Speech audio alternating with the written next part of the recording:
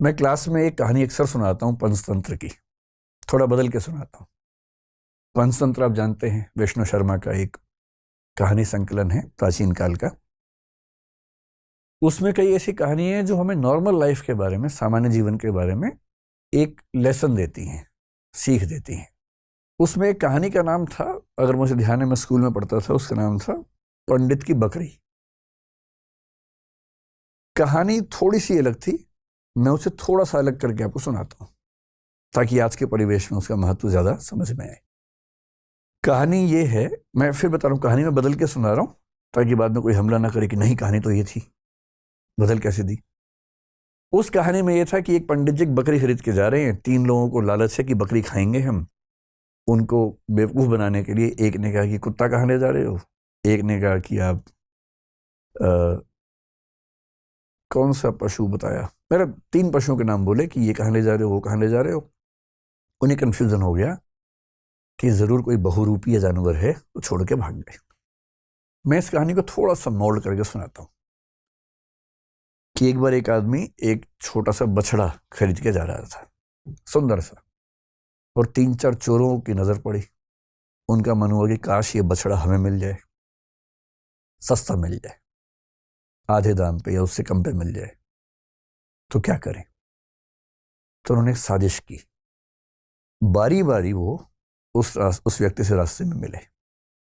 पहले एक व्यक्ति मिला एकदम सीरियस चेहरा बना के। उसने कहा, अरे पंडित जी, बकरी कितने की ली। पंडित जी ने कहा, यार ये तो बछड़ा है, बकरी थोड़ा ना है।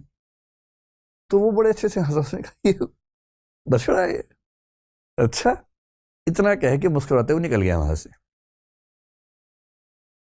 पंडित जी को लगा अजीब गधा आदमी है, फिर देखा है तो बछड़ा ही। उसका उतना ही काम था, किया और निकल गया। अब वो आगे चल रहे हैं, करीब 100-200 मीटर के बाद एक दूसरा आदमी अलग जगह से आया।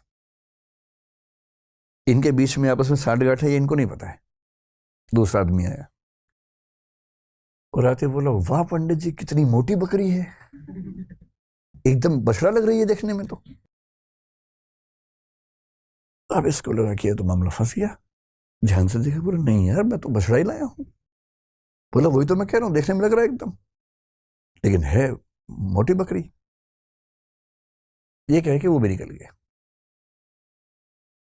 फिर 1 किलोमीटर बाद तीसरा मिला और उसने कहा, पंडित जी बस ऐसी ही बकरी चाहिए मुझे भी, कहाँ मिलेगी ऐसी बकरी।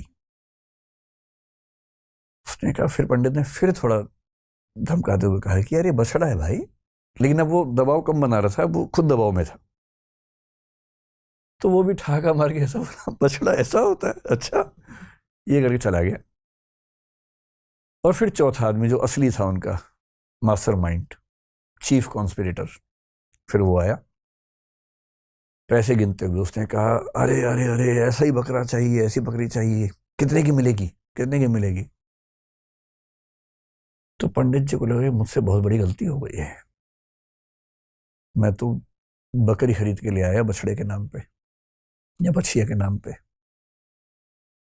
फिर लगा घर जाऊंगा, घर पे पिटूंगा, इससे अच्छा नुकसान कम कर लेता हूं। तो एज्यूम कीजिए कि उस जमाने में 100 रुपए के आसपास का लिया था, तो उन्होंने बताया कि मैंने 100 का लिया है। प्लस 100 का, बकरी तो 20 रुपए की आ जाती है, लेकिन ये तो तंदुरुस्त है, अगर आप चाहें तो मैं इसके बदले आपको 40 रुपए दे सकता हूं। और पंडित जी को लगा कि यार चलो, 60 का नुकसान सही, कम से कम 80 का तो नहीं होगा। और 40 का उसको दिया और खुश होकर घर लौटे कि बच गया आज तो।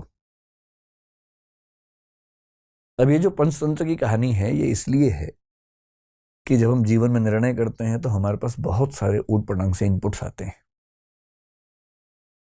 और यदि आप बहुत समझदार इंसान नहीं हैं तो इस बात का पूरा खतरा है कि कोई ना कोई कभी ना कभी आपको बेवकूफ बना ही देगा।